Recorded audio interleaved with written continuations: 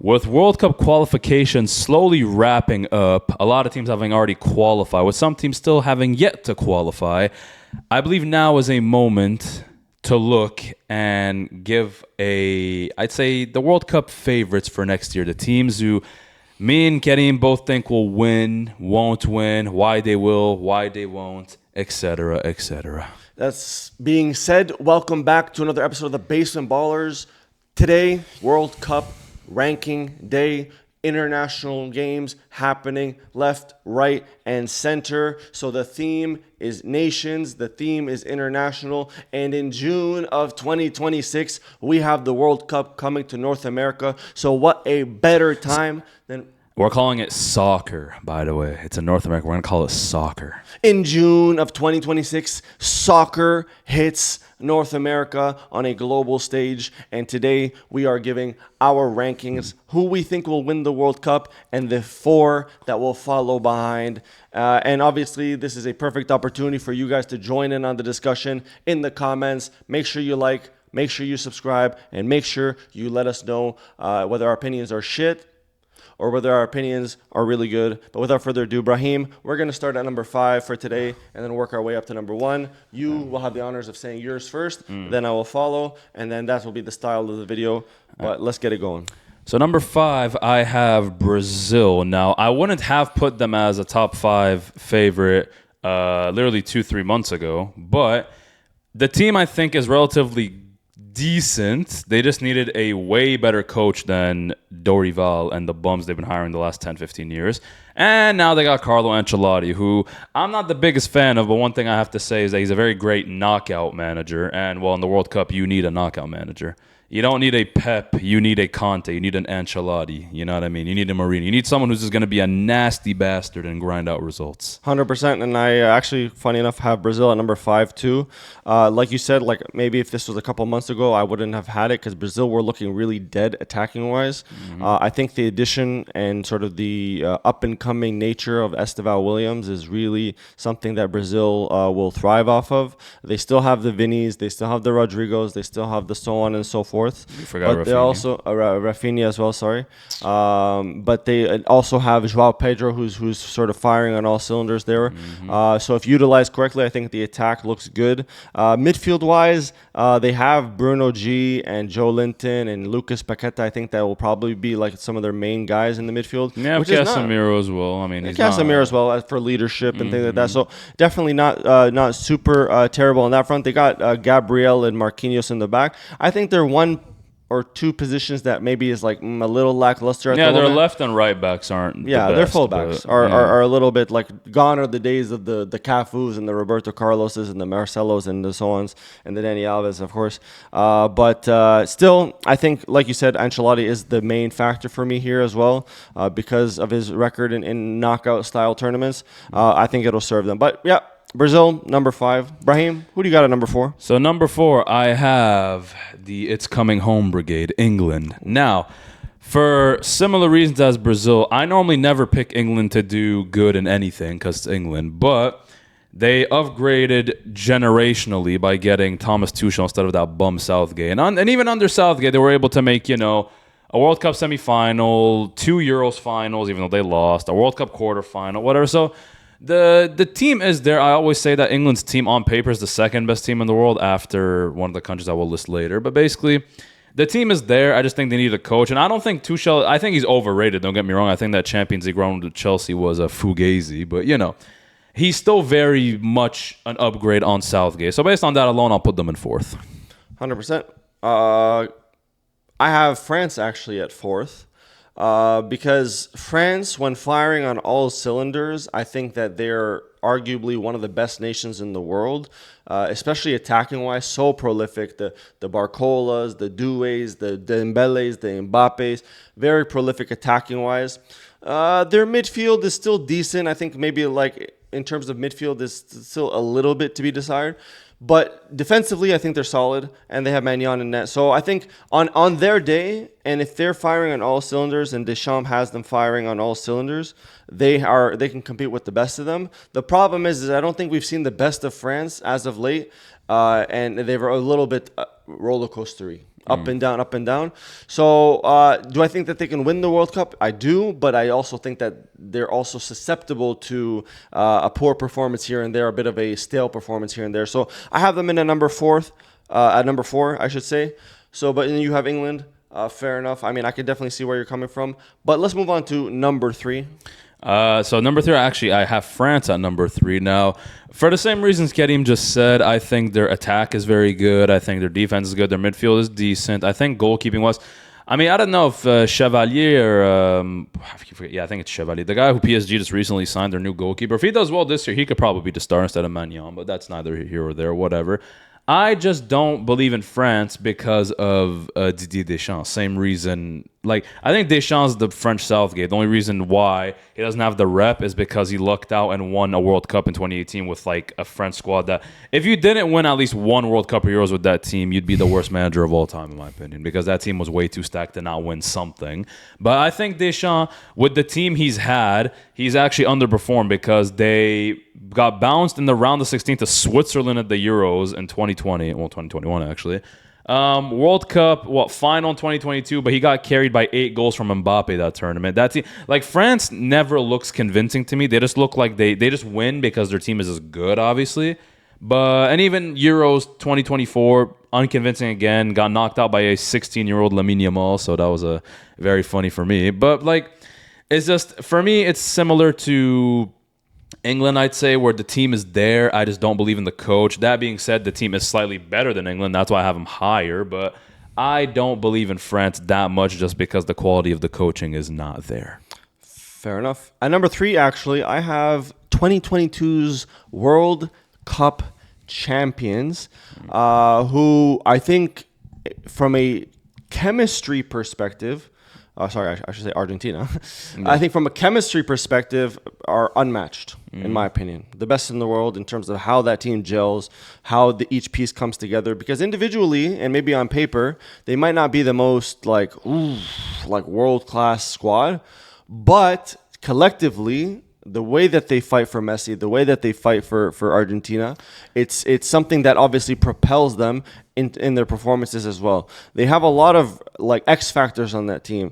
And Emi Martinez, who gets under your skin in every situation, and obviously Lionel Messi, who galvanizes his players, and it's obviously they're very solid. The reason why I have them at third, though, and I think some people even have them 1 or 2, is because Messi is not. Although I believe he will play, seems a little wishy-washy about it. He's not a guarantee by any means. And if he's not, then Argentina will plummet. If he plays, then they'll still be really good because obviously he just came off of a brace against Venezuela. So like obviously we know that the brother could still play. But it's just a matter of, is he going to be in a state that he's ready to lead his team again to a World Cup final or a World Cup championship? I don't think he is, if I'm being honest. And I think that there are teams out there in world football, especially on the European side, that actually are better and would actually have Argentina's number on their day, personally. So number 2 for me is actually Argentina. Now, for the same reasons you just said, I think the power of the glaze of Messi will, lead them far. I think they're also a team that most of the core of that team is the same team that won 2 Copa Americas and a World Cup. Di Maria's not there anymore, obviously, but you still have, Messi, you still have, DePaul, you still have Otamendi, you still have Emi Martinez, you have Lautaro Martinez, you have some new players coming in. Mastuano looked pretty good, I thought, against Venezuela, even though he plays for Madrid, so, fuck yourself. But anyways, I think that the team is still very good. I think the coaching is there. And like I said, it's essentially just the power of the glaze. I think literally the power of friendship with them is what will lead them far. But they only finished second because I will get to that later. There's one team who I just think is unstoppable right now. But Karim, you go ahead. So at number 2, I actually have Argentina's biggest rivals on the global stage. The Portuguese. I have Portugal at number 2. Obviously, Nations League winners. I think on multiple. I think on multiple fronts, they are a well-built team. I think maybe their biggest weakness is Roberto Martinez, and like his. I'm not really like the biggest Roberto Martinez fan tactics wise, but I mean he's won him a trophy already, which is we got to give credit where credit's due. You, bro, just let me say my point without moving your fingers and shit. Anyway, I think goalkeeping wise, obviously with Costa and net. Solid goalkeeper. Defensively, I think there's maybe a crack or two to exploit, which a lot of people would see as like maybe their weakness. Ruben Diaz is a bum. Ruben Diaz has not been looking his best, I would say. I don't know if I was call him a bum. But they do have Nuno Mendes, who's been on one hell of a run this past year. And if he can maintain this vein of form, I think that he'll be a big asset for Portugal, both attacking-wise and defensively. Midfield-wise, these guys are insane. I'm sorry. Let's just keep it straight. Yeah, Vitinha, João Neves. You have Ruben Bruno. Neves. You have Bruno Fernandes. You have Bernardo Silva. Mind you, Bernardo Silva maybe is like washed. a bit past his day. But you still have incredible midfield options for Portugal. And then attacking-wise, obviously you have the GOAT, Cristiano Ronaldo. You have brothers like Conceição, who I believe is really good. Rafael Leao is really good, I think. João Felix, I mean... and like he's like he can be good on his day type Gonçalo Ramos, who scored a hat-trick against Switzerland in the last World Cup. And also did other stuff at the last World Cup, but yeah. Yes, exactly. Things... we cannot describe here. For sure. But on a whole, this is also another team that I believe sort of fight for the badge, of course, but also fight for Cristiano Ronaldo. And I think that together they can conquer anything, but there might be one entity sitting at number 1 on my list that might have something to say about that. Yeah, so their Iberian neighbors, Spain, are my favorites. Now, first of all, they just got done dusting Turkey 6-0, Arda Güler or Arda Güner, bum. Never touch Yamal again. Anyways, so Spain have, I'd say, the best team just because even if player for player, you could say certain teams have better players. Spain's team has the most cohesion. First of all, their team is very young. That's first of all. Many of their starters are under the age of 25. You have their stars like Yamal was 18, Pedri 22. You have Cucurella, who's I think like 25, 26. You have their center backs. You have Huijsen, who's 20. You have Kubarsi, who's 18. You have... No, I'm not going to say Raul Asensio. Star. Anyways. You have Zubamendi, who's still mid-20s, decently young. Marino, same thing. You have Nico Williams, obviously 21, I believe. You have Oyarzabal, who just turns into a demon every time they play. He plays for Spain. So there's that. Like the team is just very good. They play the best football. They're obviously the Euro the Euro holders at the moment. They won the last Euros, and I just think going into next summer's tournament that I don't see any team being able to stop them because they have a mix of experience, youth.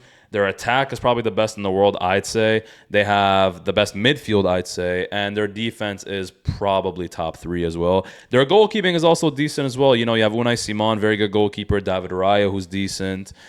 I would say Kepa, but he's never going to play. But anyways, and De Gea's out here in Italy. But their team, I think, is the most balanced. De La Fuente also, I don't think, is an amazing manager, but he's decent for this group. I mean, he led them, like I said, to a Euros win. So that's why I picked them to win it next year as well. Yeah, and I actually I hold the same opinion. I think Spain, for me, is my odds-on favorite to win. Obviously, things don't usually turn out that way in football. There's always some sort of wrench in people's schemes. But in terms of the way that they play, I think Spain is not, I wouldn't say unstoppable, but I will say it's a very hard style of football to combat. And the reason why is because in that midfield alone, they have the potential to not only press your ass, but they have the potential to control the tempo of the game and the ability to create chances. And score. Mika Marino, 3 goals against Turkey. Even Pedri I think it was Chananolu who he did like absolutely dirty. Yeah, a little hezzy. 100%. Exactly. And so they have midfielders that create, midfielders that score. You have attackers that like can create, attackers that can score. They're very fluid. They're very rapid. They're very creative. Defensively, they're solid. Goalkeeping-wise, they're solid. Managerial-wise, also. For international football, it's decent. Yeah. De La Fuente, so I think on multiple fronts, sort of barring any sort of insane change in the squad from now until June, Spain are hungry, ready to ready to go and ready to press your ass for an entire 90 minutes. And that's going to be a very hard style of football to sort of combat. Spain, for me, is number one. And Brahim, and my name is Kareem. We place the onus on you to inform us. What is your top 5 ranking for this upcoming World Cup? Guys, we want to hear your opinions. We reply to all the comments. We want you guys to be informed, be engaged with the content. We hope you guys like these style of videos, the ranking videos. If you do, let us know in the comments. Oh, hey, Kareem, I like your ranking videos. And I'll be like, oh shit, we got to do more ranking videos. So, of course, your feedback is very much appreciated. Guys, in the description below, you're going to see everything Basement Ballers. From Basement Ballers on TikTok, on Instagram, on YouTube, of course, across all platforms. You look up Basement Ballers, you're going to see his face, you're going to see my face. And then there's a special link in the description called a Discord link. This is a link to what we call the Ballers Academy with almost 150 of y'all in there chatting about football. It is a community we are trying to build. If you guys are Discord fiends, like I know a bunch of y'all are, click on that link, join the Ballers Academy, engage with your fellow fans, and rage bait your non-fellow fans. And yeah, without further ado, guys, like, comment, subscribe, and we'll see you on the next video. Peace out.